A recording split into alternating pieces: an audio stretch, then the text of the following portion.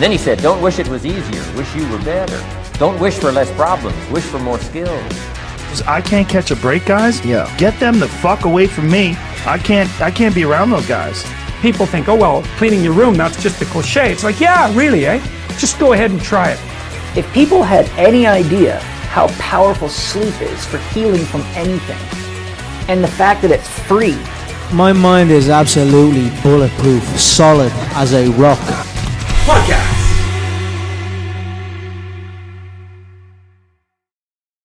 Alright guys, and welcome to another episode of the Fighting Fit Show. So on today's podcast we are going to be talking about fitness mindset mastery. This is a workshop that we've been putting together over the last couple of weeks. The first workshop or the first event is going to take place on the 5th of January. So it'll probably be taking place by the time you watch this podcast.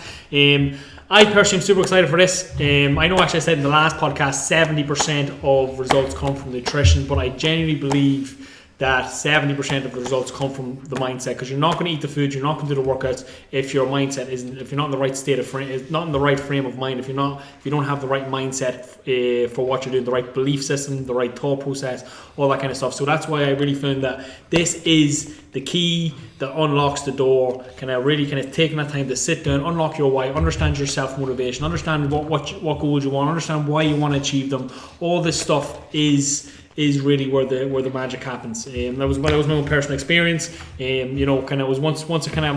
was actually listening to a Tony Robbins audio program. I think it was called Unlimited Power. And I used to, when I was obese and I was trying to lose all the weight, I was running. I used to listen to that, literally listen to it 10, 20 times, and just the repetition, reinforcing them beliefs in my mind, and just really opens your horizons, really helps you lock in a growth mindset, encourages you to be more proactive, to set big goals, ask yourself what's your why, all that kind of stuff. Really, really helpful. So that's kind of why we put together this program. It's kicking off tomorrow. What is your thoughts on mindset, guys? And do you feel it's as important as what I just said? Or I think mindset is everything. If you're not in the right state of mind, you're not going to be able to do anything that you want to do. You could say that you don't want to be obese anymore 100 times over, but if you're not ready to make the changes, if you're not ready to make changes in your mind, then you're going to stay the exact same. Or if for whatever reason you get a personal trainer and a dietitian to stand over you and crack the whip 24/7, if the mindset is not fixed, they are literally just doing a surface job, and it won't be too long before the weeds start growing again. You end up back at square one. Yeah. We're right back where we started. Yeah, that's what I said. One of my kind of promo videos for this one. It's on the website for the Fitness Mindset Mastery. It was like, if we believe that if we only change somebody's body without changing their mindset, they'll always end up back where they started, because that's the key. That's the key door that needs unlocked to really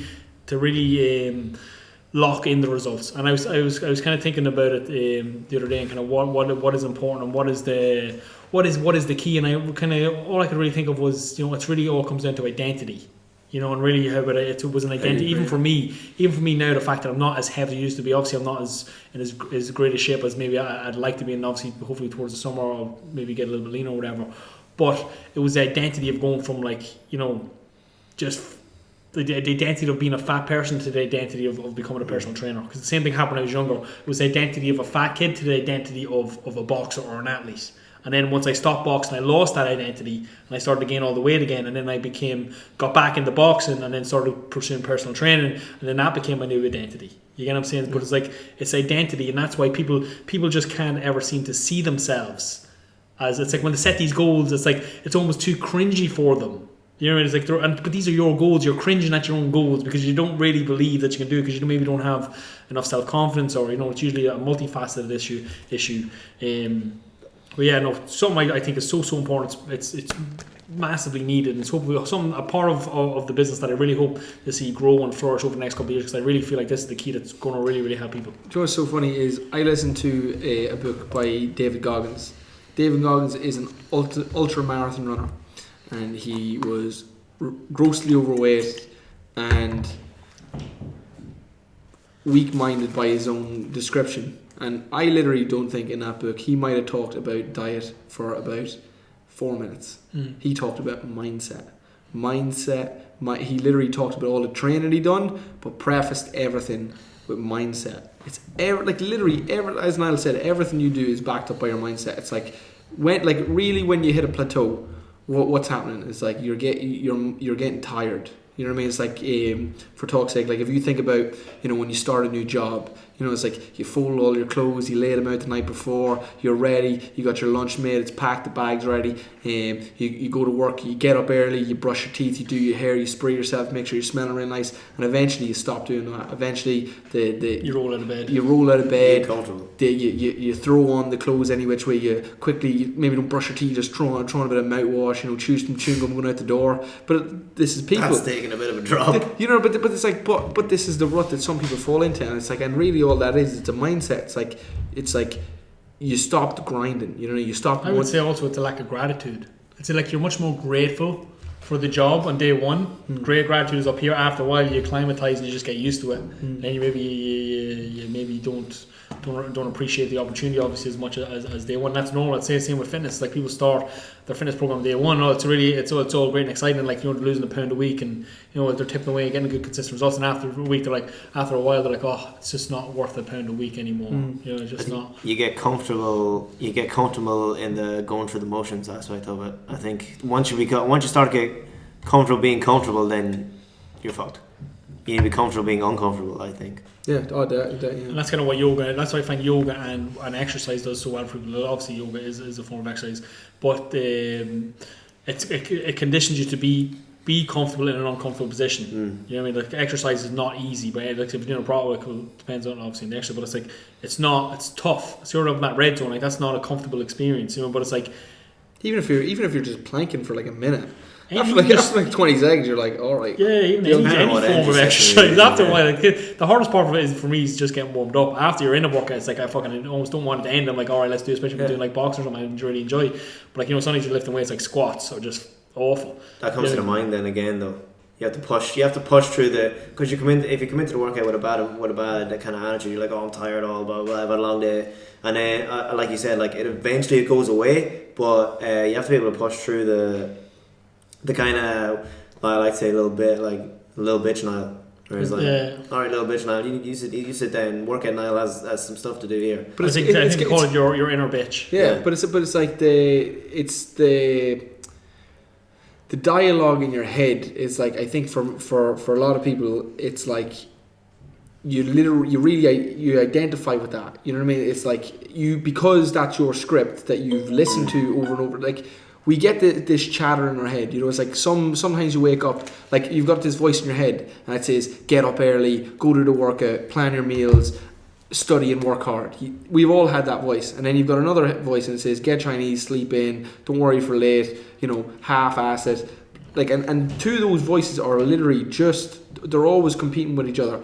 But the thing is, like, the one you identify with more is the one that you start to associate with. And when we start letting like a mediocre voice start coming in and we start listening to it, it's like, and rightly so, because look, it's kind of obvious. If there's a voice in your head telling you to do something, you kind of go, oh, maybe I should do that. But it's like, understanding, it's like that resistance level that you're feeling, it's like you don't actually have to listen to that at all. Like some days you wake up and your body, your mind will tell you, I'm too tired, I can't do this. Like for some people, like literally, it's too cold outside to go for a run. But all this kind of stuff. It's like we want to just, you should be introducing yourself to suffering every single day. You know what I mean? It's like, and at a level that you voluntarily, think but at a level that you think is appropriate. Obviously, like, don't just go say I'm going to run a marathon. You know, it's like, do a 5k. You know what I mean?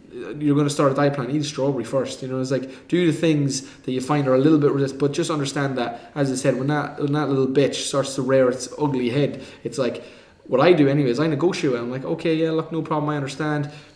We're going for a 5k, we'll run 2k, no problem. And at 2k, something crazy happens, is that you can just kind of tackle it to the ground. And just once you get the ball rolling, once you get momentum, the hardest part is getting over inertia. It's just getting moving, getting started. For a lot of people, can be by a mile the hardest part.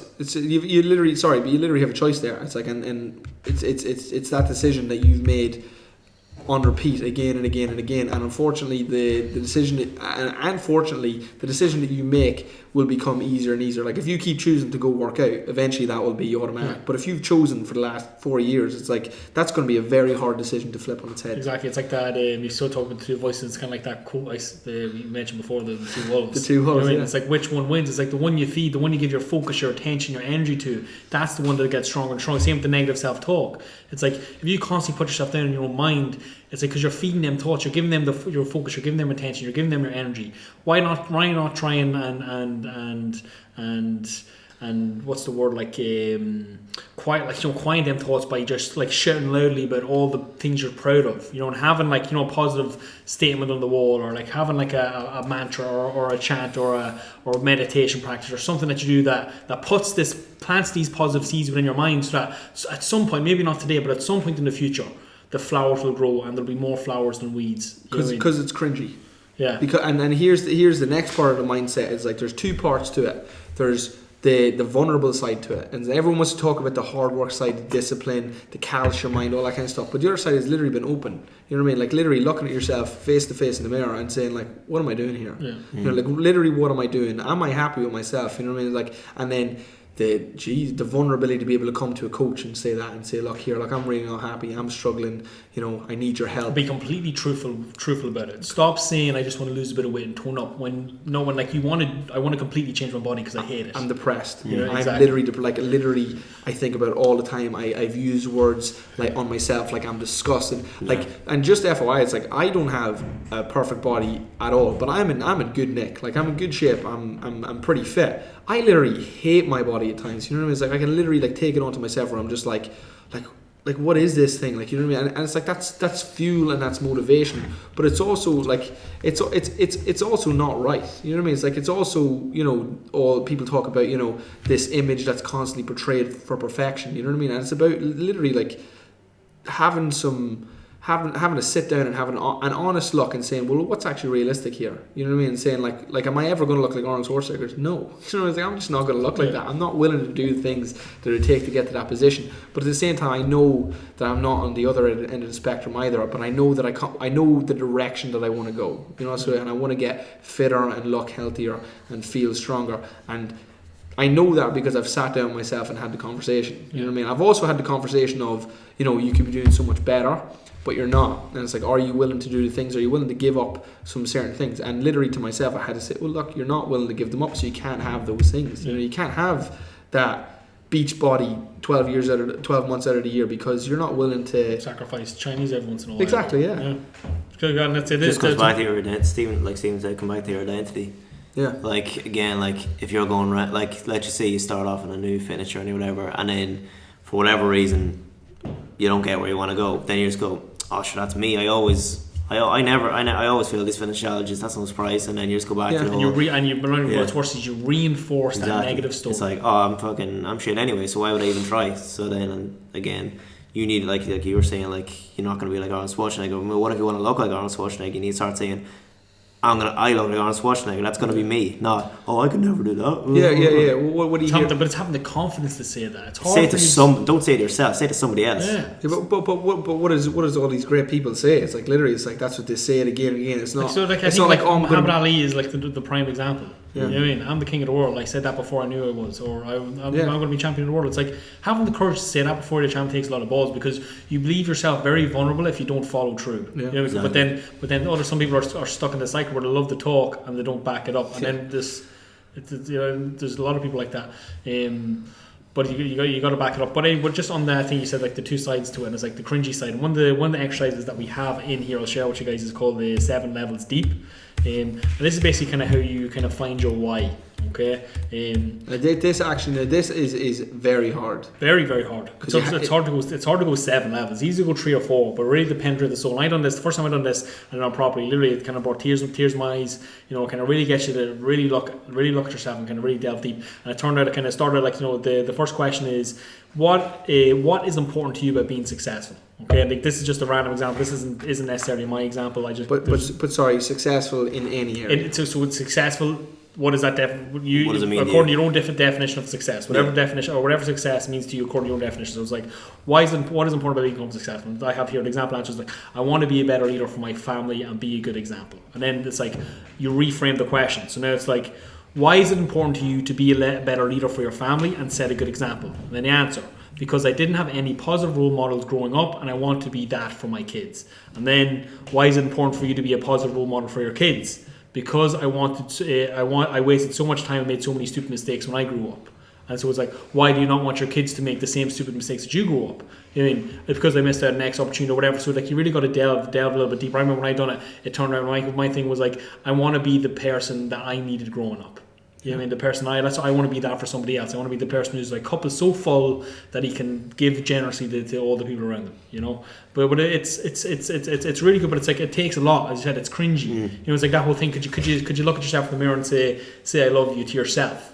You get what I'm saying? Even though sitting here listening, in my head I'm going, oh. Yeah, exactly. I don't even me. Like I'm here preaching, but it's like that would be uncomfortable for me as well. But it's like, do you want to be the person who can do that? The only way you become the type of person is by actually doing it. Yeah. You know what I mean? A lot of people's problem I find, even from taking people consultations in the gym, is they don't go any deeper in levels 2. Yeah. Like it takes a lot to get someone to get even to level 4. Of course. And but that's why you have to build trust. But exactly. And not only that, you need the right environment. That's why we want this kind of workshop, create this environment. And even the first like 20-30 minutes of the whole workshop is getting people getting people into the correct state of mind through exercise, through gratitude, and through meditation. So that it's like because we all have these different states. It's like, who's going to do a better job? Niall when he wakes up first thing in the morning, or Niall after work and after eating a good meal, maybe after doing a little bit of meditation, and maybe after picking up a couple of wins that day. You know, you're in a completely different state. You're much more ready to take on a challenge. It's like when you're setting goals, you want to be in that frame of mind. Yeah. That frame of mind, you're open-minded. I'm confident. I'm ready to try new things. I'm ready to get the ball rolling. And also, not kind of shy, quiet, timid, embarrassed, ashamed. You know, it's like a different mindset. But it's like you can. What's the word? You can demand that of yourself, or you can not cultivate, you can change your state. You can demand that state any time by hacking your physiology. The same thing. It's like stand up straight with your shoulders back. Yeah. You're literally the chemistry in your brain literally changes. Smile, literally big smile, and it's like literally you can't help but feel better once you just. But it's like physiology is like your body. If you change your body, that's true. That's why exercise can be so powerful. Literally changes your whole state of mind. This is one of the reasons why it's so hard to say I love you in the mirror, because it's like it's very hard to fake these things. You know what I mean? It's like if you look yourself in the mirror and you, Jamie, don't love yourself, best of luck saying that. You can see through it. You literally look like a liar to yourself, and you feel like a liar when you say it. You know, it's because you don't love yourself, and not that you're not deserving of love. It's like, but you have a higher standard for yourself, and when you let yourself down there, you break the trust, and it's hard to love somebody you don't trust. Yeah. Well, how many times have you said in the mirror, I hate you? I think you say that. I think people say I hate you in the words themselves a lot more than they say. Yeah, I think people are like as well. Don't confuse like actually saying the words in your head versus just that feeling when you look in the mirror. You're just like, oh. You're just looking. You're just like, oh, exactly. It's more like a. Oh. It might not necessarily be verbalized. It's exactly. Like, it's that emotion when you look at yourself. Whereas like that smile. I remember when you're fucking before boxing, or before you're getting good shape for your holiday, and you're looking at yourself like, we're fucking feeling good. You know what I mean? Whereas like others, it's like, oh. Imagine how good you would feel walking into your bathroom in the morning, looking in the mirror, going, "Look at you." Yeah. And then going after your day. Yeah, exactly. It's a completely different experience. Instead of going in, using the bathroom, whatever, looking in the mirror, going, "There's you fat shit again. Yeah. Let's go get dressed for work and have a shit day now." And it's easy this kind of conversation that is taking place nowadays, where it's like, love yourself, and like big is beautiful and all this kind of stuff. And it's like, if it genuinely is that for you, for your experience, then fair play. But if it's not, you need to be open-minded. It's like maybe you have to stop trying to love your big self and actually change. You know what I mean? It's like, and there's nothing wrong with that. There's nothing wrong with wanting to change. There's nothing wrong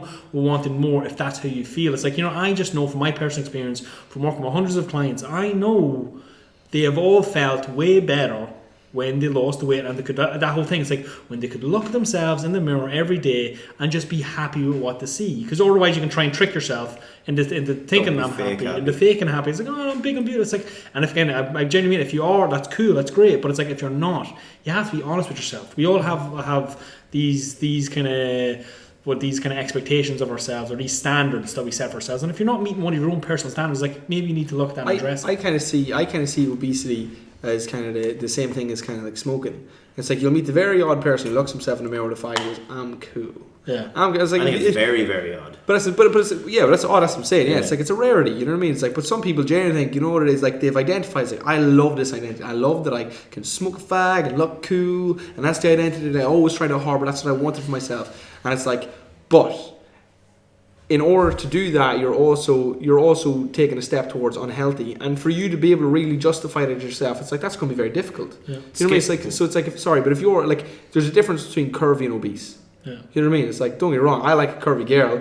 It's like, but if I see a girl who's obese, I'm like, okay, you're gonna like, I as a health professional, I find it very hard to just kind of go, oh, there's going to be a medical condition there, or high risk for this, or excess blood pressure. You're going to struggle with X, Y, and Z. It's like there's a better place for you with less struggling and less anxiety around health, and that's my only thing. It's like you look however you want to look, but I would try and frame it in a health frame first and work in that bracket rather than just opening up the bracket indefinitely. Like that's like kind of saying, skinny's beautiful if you're anorexic and you're all bone. It's like, and nowadays I think we're starting to see the flaws of the kind of old-timey model. It's like, yeah, it's like, that wasn't good. Yeah. And I think that we've swung hard the other way now, and it's kind of like, well, that's actually not too good either.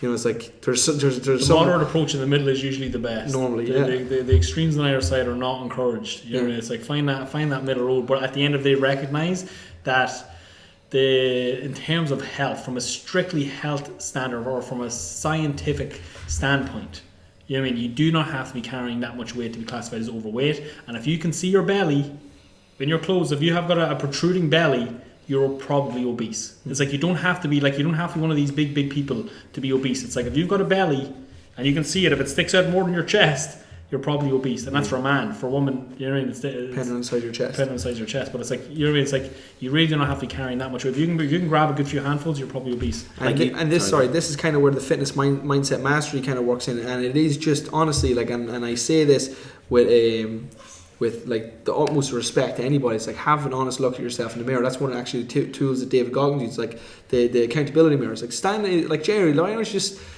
take your clothes off, stand in your underwear tonight, have a look in the mirror, and just look there for 5 minutes and see what you think, and be honest with yourself. Talk honestly and open. And if you can have a discussion with yourself and you find actually, you know what it is, I'm happy, perfect. Because really, at the end of the day, there's people who have a Ferrari and they leave it in the garage, they polish it, they never drive it, they keep the engine clean. And there's other people that will ride that right off the rails. It's like until it breaks, and it's like, and both people are extremely happy with their Ferrari. And it's your Ferrari, do what you want with it, but be happy with it. You know what I mean? Don't sit it out the back and let it rust and say, well, it's a Ferrari. I'm delighted with it all the same. You know what I mean? It's like, well, it's good that you have a Ferrari, but it's like, are you not a little bit disappointed that it's not what it could be? It's not quite living up to its potential. Yeah, there's a quote in the member was in DKT in the what would you call it, the catering hall, the lunch hall or whatever. It was like, your body is the greatest machine you'll ever own.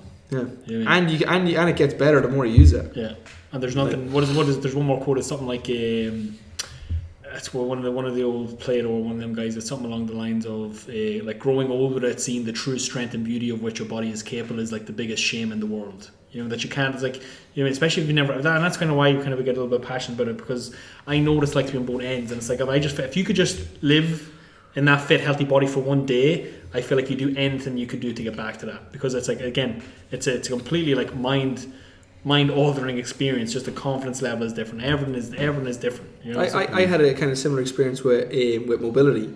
Was that like, before I was mobile and after I was mobile, like I would never, like I was unconscious of the fact of how strung up I was. But it's like, once I started getting mobile, I was like, oh my god, it's like, it's easier, it's better, I feel more energized, exercises actually, I can perform better, and the reps feel easier. Stuff like, it's like, whatever seems so hard to you right now because you're overweight or because you're super bound up and unflexible, don't prioritize mobility. When you start doing that, it's like, actually it's easier. Yeah. You can get a higher performance with an easier effort. I find that even just from what you said about mobility and what you said about being in knowing what it's like to be in better shape and know that it feels great, I think people can use that as a cop-out as well, though. Like someone that was in great shape and they've gotten into maybe not as good shape, and they go, oh, I know what I have to do to get there, so I'll just do that whenever I need to. So like we all know what it takes to get absolutely shredded, but that doesn't mean we're going to do it. Yeah. And we know what it feels like. But having that conversation with ourselves, like, are you willing to make the sacrifices required to get there? You know what I mean? It's like just because you were in shape before doesn't qualify you to imagine just get in shape again. Like you have to have the correct mindset. Because I say that I chat to people all the time, obviously kind of trying to see if the program's got a good fit for them and kind of understand kind of what they're struggling with. And like, you know, like 90% of the people that want to lose a couple of stone eat healthy most of the time anyway. So it's like eating healthy, you said, is not enough. Just because, you know, if you're struggling and you need help, you probably don't know as much as you think you do. Again, that comes back to the eating healthy doesn't qualify for fat loss. Like I met multiple people that say like, oh, I never eat carbohydrates, all I eat is vegetables, blah blah blah. I only eat breakfast, lunch, and dinner, that's it. And I don't know why I'm overweight. It's like, yeah, but you eat about 10 portions of each every meal. It's like, of course you're overweight. Yeah, so true. But what is it? To know but not to do is not to know. Exactly. So true. All right, guys. On that, we're gonna have to wrap it up. Just running out of time. We have consultations flat out in January, as to be expected. So, guys, if you need any help with goal setting or mindset, or can you're interested in anything that we're talking about here, feel free to send us a message. Make sure to like the video, leave a comment, let us know what you think. And if you have any suggestions for future videos, just let us know. You'll get Brandon on Instagram at FF Moving Coach, Niall at FF Niall_Valentine, and you'll get myself at fighting_fit. Alright, guys, so feel free to reach out to us, ask any questions you have. We'd love to kind of interact with you. Other than that, guys, thanks for listening, and I will see you in the next episode. Peace. Bye.